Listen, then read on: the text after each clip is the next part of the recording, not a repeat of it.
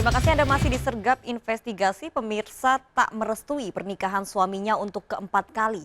Seorang wanita, istri kedua di Lampung Tengah dibunuh dan dibuang dalam sumur. Pelaku sudah memiliki 3 istri, berniat menikahi wanita lain sebagai istri keempat. Harta kekayaan korban digunakan pelaku untuk membiayai istri-istrinya, termasuk membelikan perhiasan dan rumah.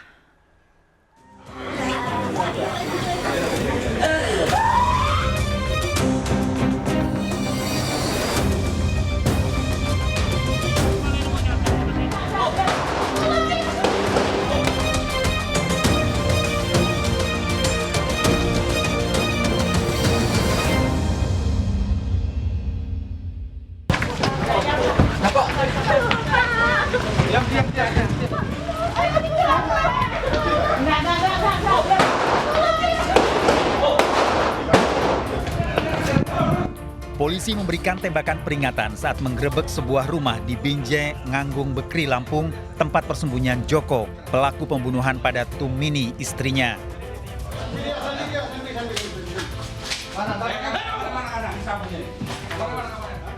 Joko bersembunyi di rumah kakaknya usai membunuh Tumini, istri keduanya.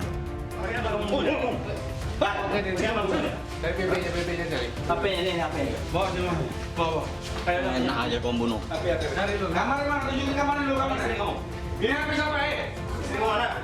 Joko mengakui membunuh Tumini, istri keduanya, dan membuang mayat ke dalam sumur di Wai Pengubuan, Lampung Tengah.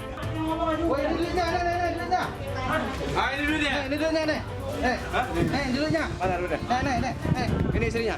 Ya. Kunci mobil. Joko kabur bersama istri ketiganya yang menyimpan uang puluhan juta rupiah milik Tumini.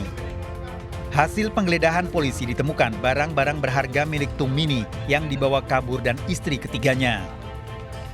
Polisi mengamankan 2 mobil, uang puluhan juta rupiah, serta surat tanah. Ada orang yang hilang di wilayah Kabupaten Waikanan, kemudian kita kembangkan ke arah sini. Memang pelaku memang orang Lampung Tengah. Oh. Kalau untuk pelaku sendiri orang dekat atau siapa nih, Bang? Iya, suami.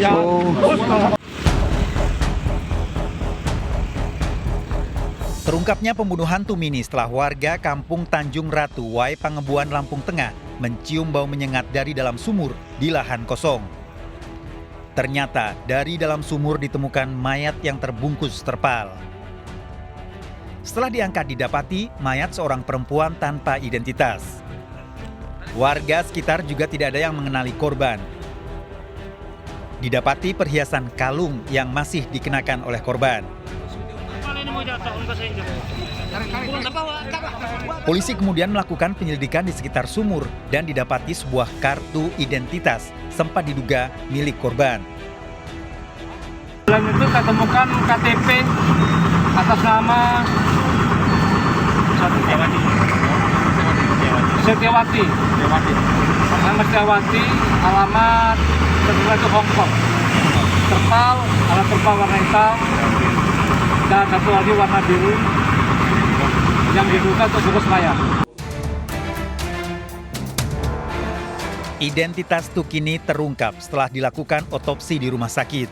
Kami beberapa pekan yang lalu juga sempat dibuat heboh atas penemuan mayat, ya, atas penemuan mayat seorang perempuan di dalam sumur, ya, yang mana sempat sudah blank, ya, ini dari mana, orang mana, sampai sempat viral juga ditemukan ada ID TKW, ya kan, padahal ternyata bukan itu juga. Itu ternyata tempat pembuangan hasil kejahatan juga daerah situ ternyata. Ternyata identitas yang ditemukan di sekitar sumur merupakan kasus tindakan kejahatan lain yang diduga pembegalan dan bukan milik Tukini yang mayatnya berada dalam sumur. Sedangkan kepastian identitas korban diketahui dari hasil otopsi yang dicocokkan dengan pemeriksaan pada keluarga Tukini. Memang keluarga pelaku sudah kita panggil, kita suruh cek benar atau tidak di Polres Lampung Tengah. Alhamdulillah dengan ciri-ciri terakhir yang digunakan oleh korban, keluarganya mengetahui betul, ya, terutama yang tidak bisa dibohongin adalah kalung yang digunakan oleh korban di saat meninggal. Ya, ini kalungnya masih menempel di jenazah. Terungkapnya pelaku pembunuhan merupakan suami Tukini karena usai membunuh, Joko pulang ke rumah dan mengambil sejumlah barang serta meninggalkan kunci pada tetangganya. Apalagi sebelumnya warga melihat Tukini keluar rumah bersama Joko. Korban awalnya keluar dengan suaminya, yaitu adalah tersangka saat ini. Nah, ini tersangkanya ini paling kiri pakai kursi roda. Tapi pada saat kembali, si tersangka tidak membawa korban, cuma hanya menitipkan kuncinya saja, kunci rumahnya ke tetangganya, ya, kunci rumahnya.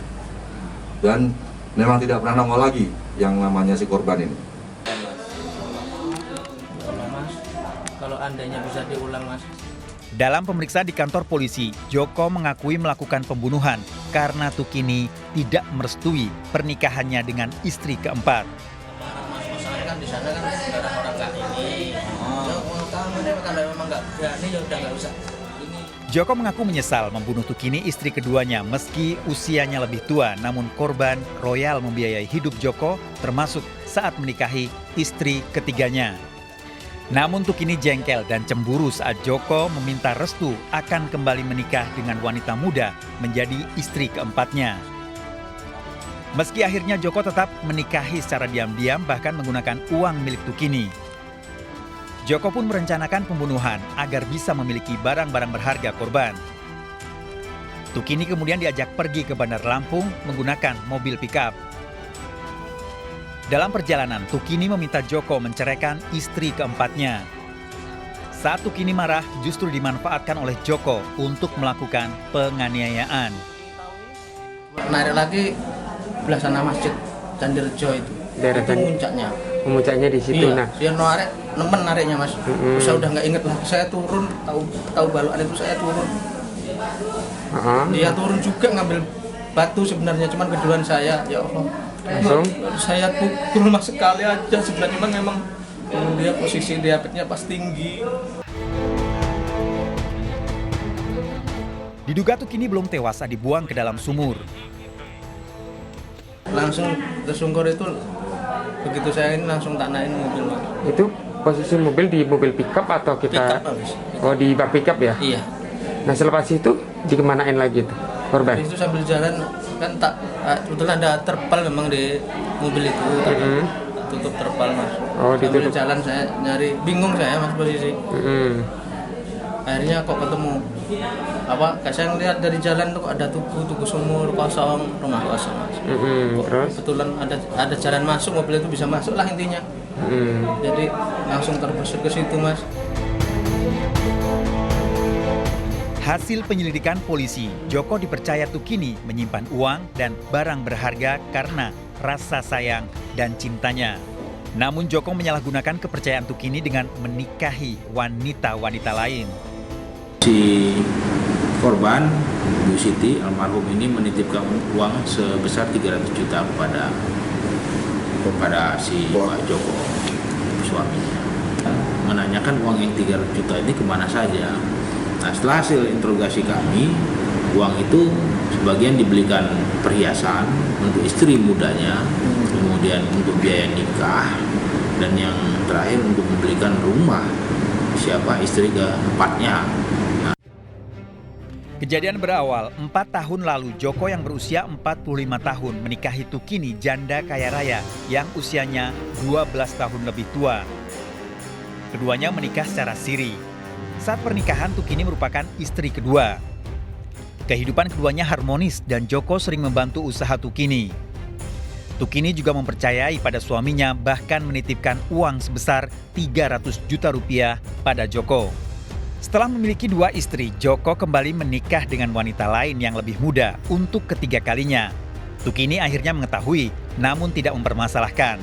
Secara diam-diam, Joko menggunakan sebagian uang yang dititipkan Tukini untuk biaya nikah dan membelikan perhiasan pada istri ketiganya. Setelah menikah dengan istri ketiga, ternyata Joko berencana menikahi lagi dengan wanita lain yang lebih muda. Joko meminta restu pada Tukini, namun tidak diizinkan. Secara diam-diam, Joko tetap menikah dan telah memiliki 4 istri. Bahkan Joko kembali menggunakan sebagian uang milik Tukini untuk membelikan rumah dan tanah pada istri keempatnya. Sebelum terjadi pembunuhan pada malam hari, Joko mengajak Tukini ke Bandar Lampung menggunakan mobil bak terbuka. Di perjalanan Tukini menanyakan uang 300 juta yang dititipkan. Tukini marah karena uangnya digunakan untuk membelikan perhiasan istri ketiga dan membelikan rumah pada istri keempatnya. Tukini meminta Joko menceraikan istri keempatnya. Tukini yang marah menarik setir mobil, Joko yang emosi kemudian menghentikan mobil dan menganiaya Tukini hingga tak sadarkan diri. Setelah dibungkus terpal, kemudian Joko membuang Tukini ke dalam sumur di perkebunan singkong. Niat pelaku adalah intinya masalah pelaku ingin menguasai harta korban. Ya, pelaku ingin menguasai hartanya korban. Korban ini adalah istri yang ketiga dari si pelaku ini. Ya, jadi korbannya adalah istri ketiga dari si pelaku ini, dan korban juga mempunyai aset yang lumayan banyak. Makanya niat jahatnya sudah timbul dari awal. Tersangka terancam hukuman 20 tahun penjara, maksimal hukuman mati dengan barang bukti 2 mobil, perhiasan, uang 30 juta milik korban, serta surat tanah milik tersangka yang dibeli dari uang korban.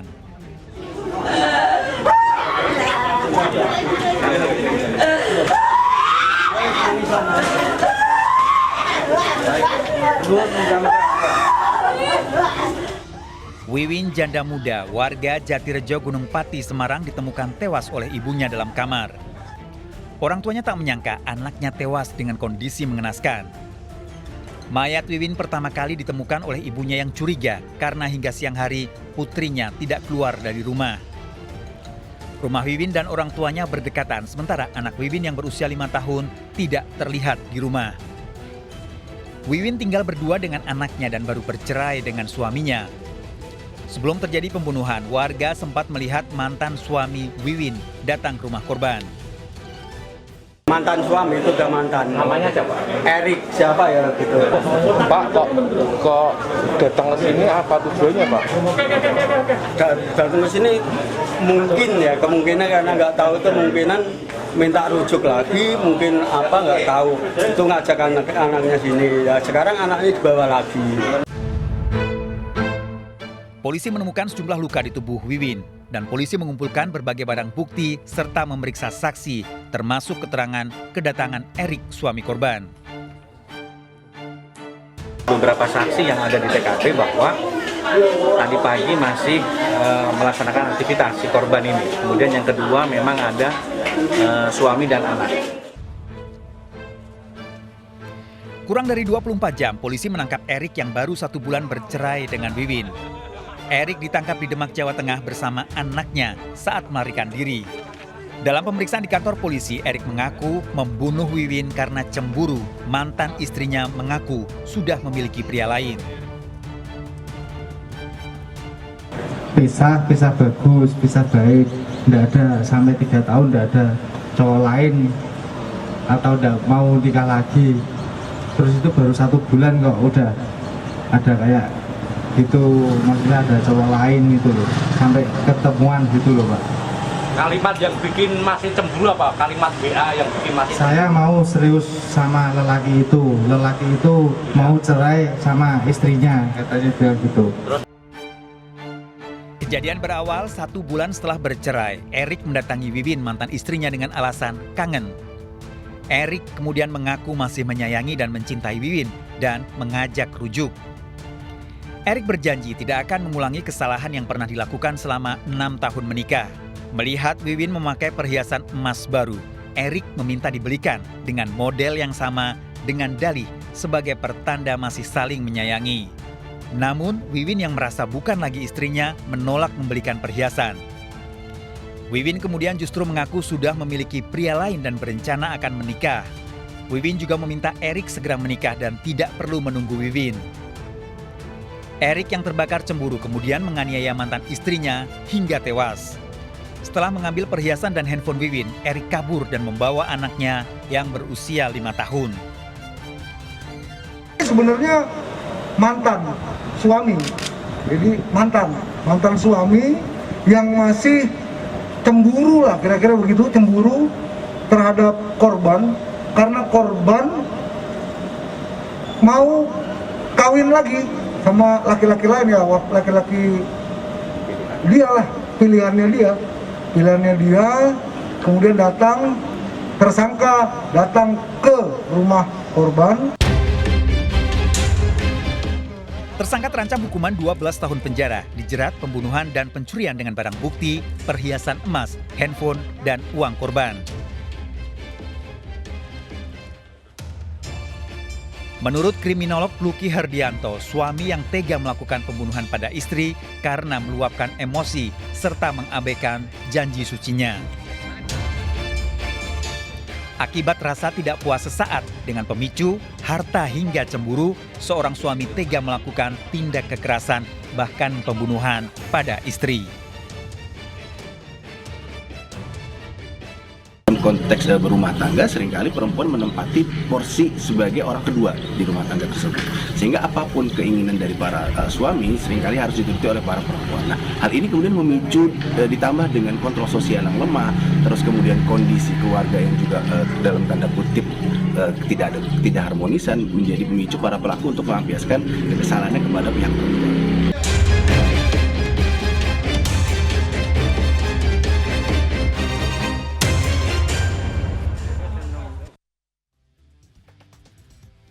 Diduga dilakukan menantu korban. Pelaku terlacak dari GPS mobil yang dibawa dan diduga kabur ke Jakarta. Apa motif pelaku pembunuhan ini? Ikuti informasi lengkapnya sesaat lagi, tetap di Sergap Investigasi. Bangunnya 87